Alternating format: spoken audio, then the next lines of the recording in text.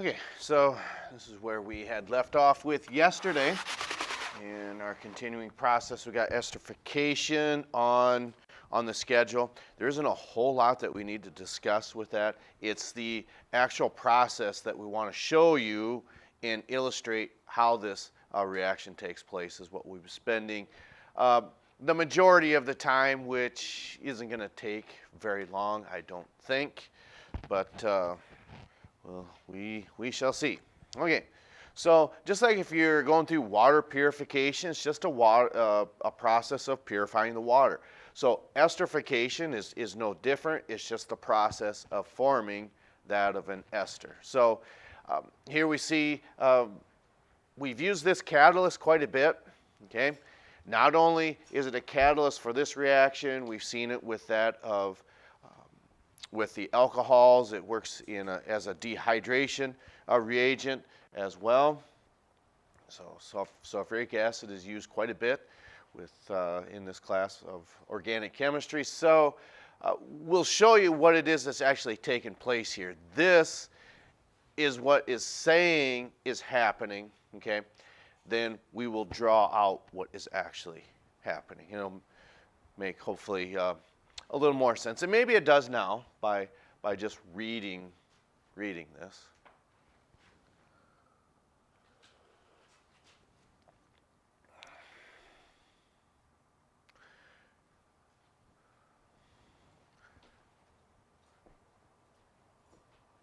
Now, whether be as it might, as far as following what you believe the weatherman is saying, what does that have anything to do with tomorrow? Well, that remains to be seen. But as of right now, we're still planning on doing that soap activity. But again, we're at the mercy of what the weather might do. If it starts snowing and if it's wind is blowing as hard as what they're predicting, well, it's going to make for tough visibility. Everyone would probably agree with that. And then also with your evaluation over the rest of the axial skeleton, in other words, the rib cage and the vertebrae. If we don't have it, it'll be just the next time that we see you, which would not be until Tuesday. You probably knew that, right? That you're not here on Monday. Okay, fair enough.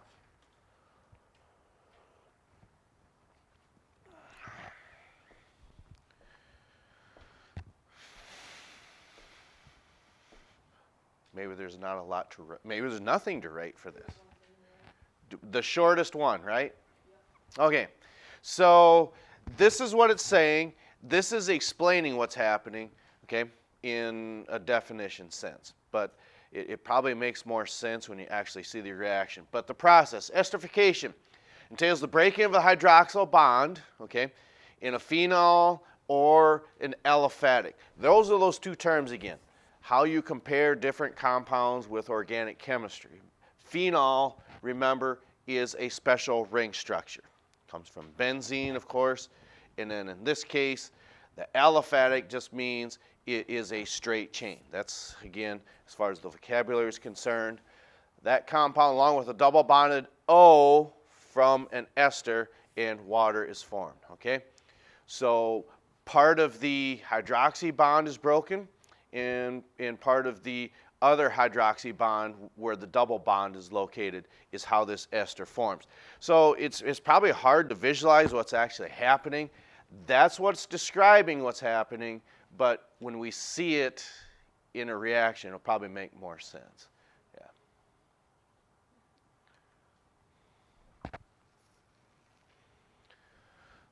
So just like with alkenes and adding water, you get alcohols. This process, that's moving in this direction. And what we had shown is you can actually go back in this direction as well. It's reversible. Not only can you take an acid and an alcohol and make an ester, okay, you can also take that same ester and then go back to your original alcohol and acid.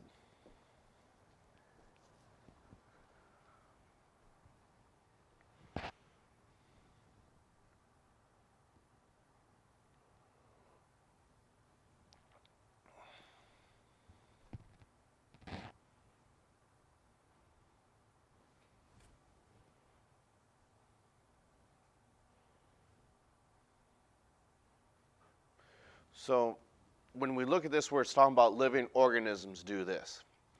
Now fats and oils. Why do you think an animal like, I don't know, we'll say some of the big cats, whether it could be mountain lions maybe, or even bears or lions, those as well. Why do you think, are they rubbing up against trees and the oil in their skin flakes off and gets, I wouldn't say penetrated, but absorbed into that tree? In other words, that's left behind. They're leaving that as a scent. You could say, whether it's marking their territory or something to that effect, we would guess that that's true because what do these give off? Okay, well, was that in the previous slide?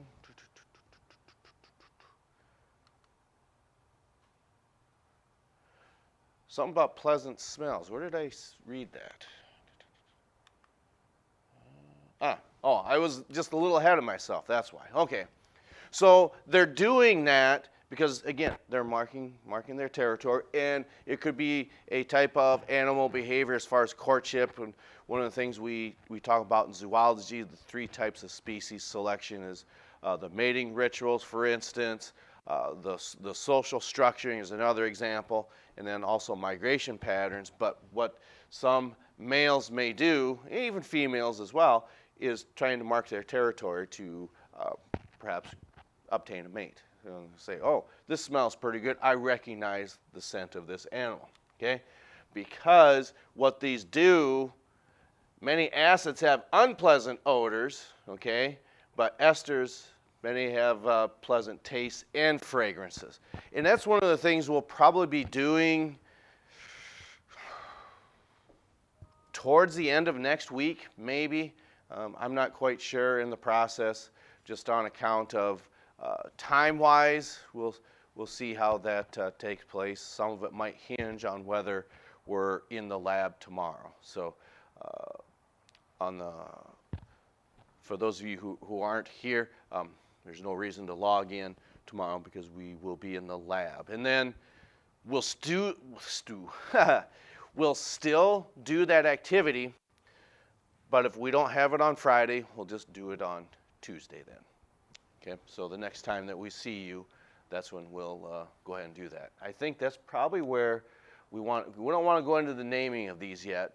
So what we want to do is illustrate what is actually happening here. Okay?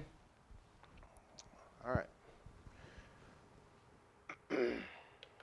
So you could keep this as simple as you might want, or even make it as complex as you might want. Okay, so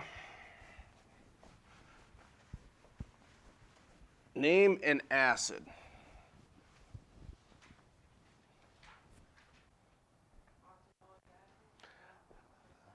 Okay, I mean, that's fine. We said we can make it as simple or complex as what we want, and that certainly is one, but you might want to shorten it just a little bit.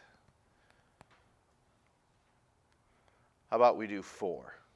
Okay, so butanoic acid. One of the reasons I think that's a better choice is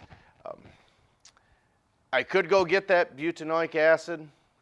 It's also, butanoic is the scientific name, butyric is the common name, and we try to keep it sealed up pretty tight as much as possible, because what was one of the aspects that it said that what's true about acids? They give off what type of odors?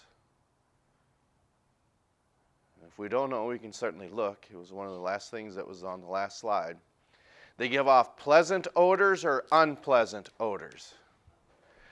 Definitely unpleasant odors. All right, so I'm trying to decide on what colors you can actually see.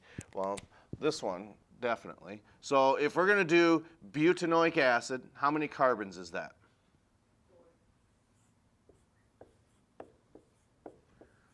Okay, oops, there's a little offset. So how do we denote that this is an organic acid? How would we know that? Okay, well, butanoic, there's our 4, but the acid, we need to know the organic family. What tells you that? It's a carbonyl atom. So what is special about this one here? If it's a carbonyl atom. There's a double bond oxygen. Okay, that's true. And then what else? There's an OH group. That's right. Okay, so what we're going to do here,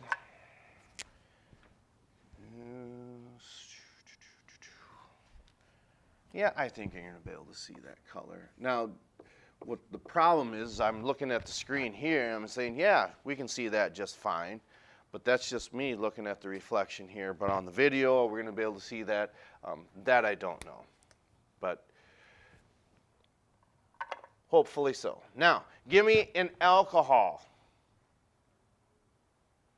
Give me alcohol. I want alcohol. No, see, you shouldn't say that. But see, that's a way you can just say, give me alcohol.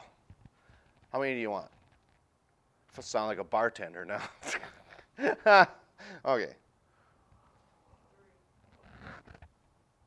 Okay.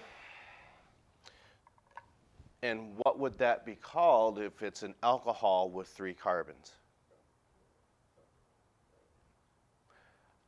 Are you asking me or telling me? Because it sounds like you're... Propanol. That's right. Okay? So I want to make sure I write this in a specific manner.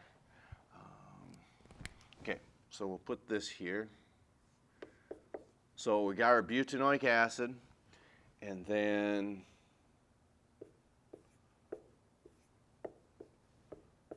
how would we know we're dealing with an alcohol? How would you know the organic family is an alcohol?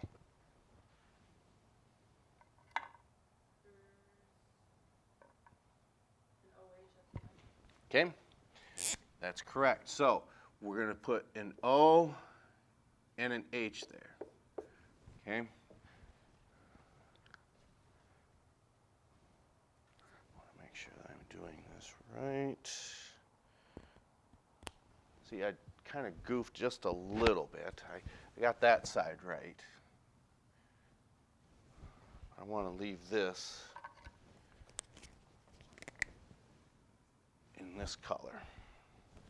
So why would you think that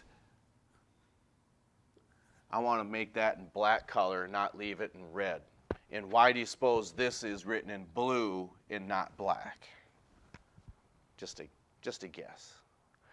How do we know that the organic family that we're looking at is an ester? Now again, we're going all the way back to September. That's a long time ago.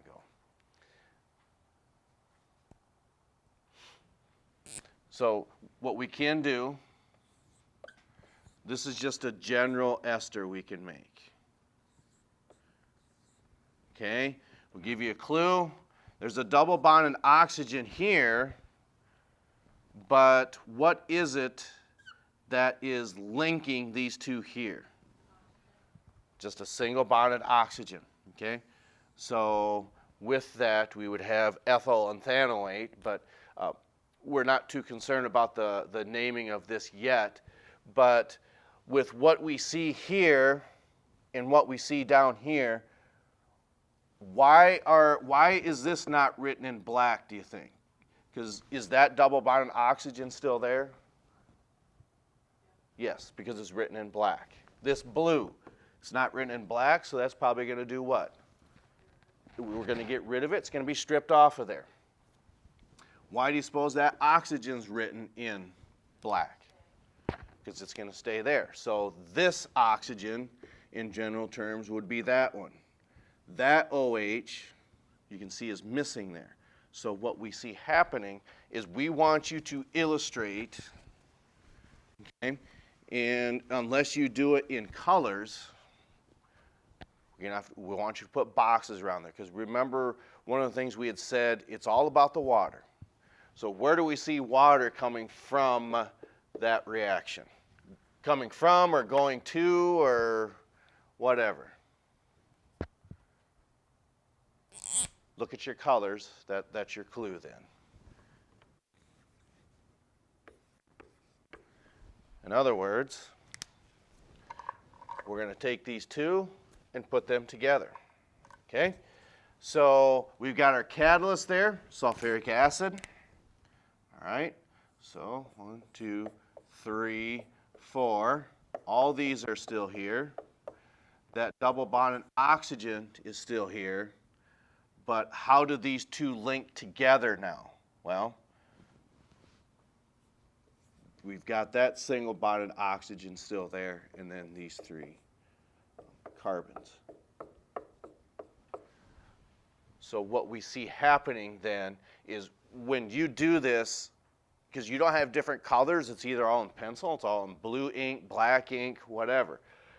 We want you to be able to illustrate that on the acid portion, put a box around the OH on the acid, and then a box around just the hydrogen on the alcohol portion. So what happens then, okay, is these two get stripped off of there, so water is given off as a byproduct, and that's how these two link together. So what this means as far as going in two directions, if we're going this way with an acid and an alcohol, we form an ester. So that's going this way. We said you can go back this direction and break this apart. We call that hydrolysis, because when you break something, that means some sort of lysis of some sort, like glycolysis in cellular respiration. Sugar is being broken. That's why it's called glycolysis. So hydrolysis, you're breaking this ester apart because of adding of the water. That's why that can go back this direction, but we're not quite ready for that yet. Okay, so if we were to, so how are we with this? I'm not saying it's pretty straightforward, but for some people, they probably pick up on it just like that. Others, it may take a little longer, okay? But can we erase this, okay? Because we're just going to show you one more, and then we'll call it a day. All right. Because you're not always going to be given them in that order. So if we have methanol plus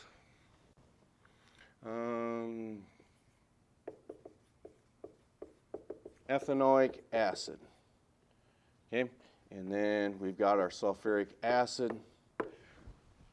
So if we had to illustrate how that's going to happen, last time the acid was written first.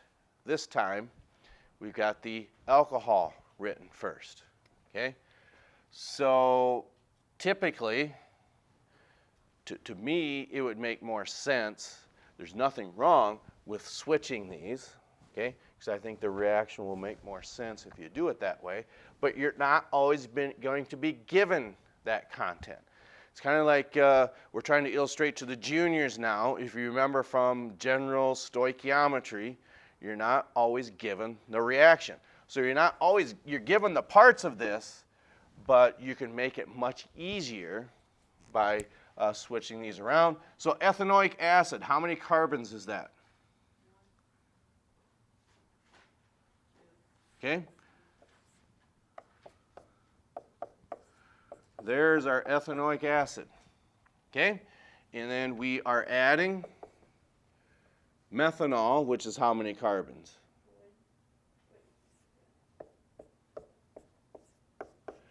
So I would suggest that anytime you do these, if it's written in that order in a word problem, go ahead and flip them around because it's going to be easier to see that way.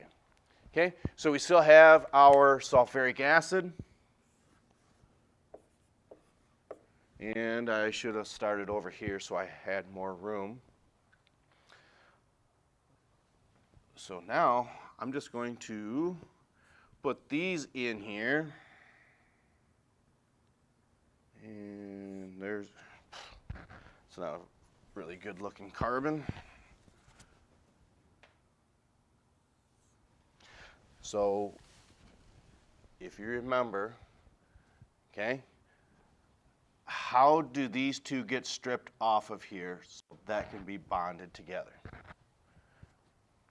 Which one loses the entire OH? Is it this one or is it this one? It's one on the left.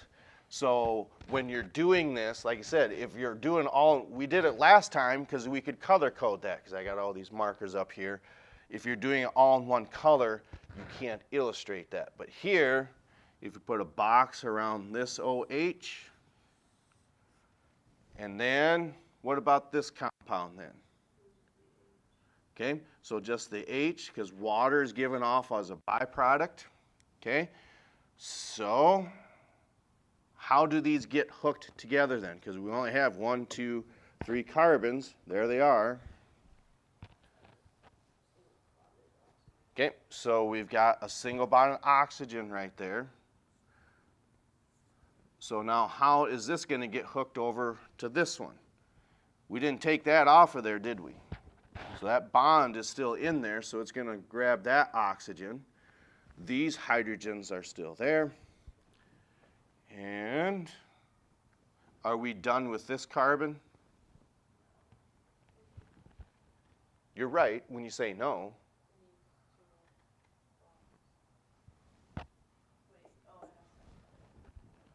It has to have what? It has to have nothing. No, it has to have the 2 bonds. I do have the 2 bonds. That didn't mean anything else. But we're not done yet. Double bonded oxygen. I'm just being mean. Sorry. Okay. Double bonded oxygen. What else?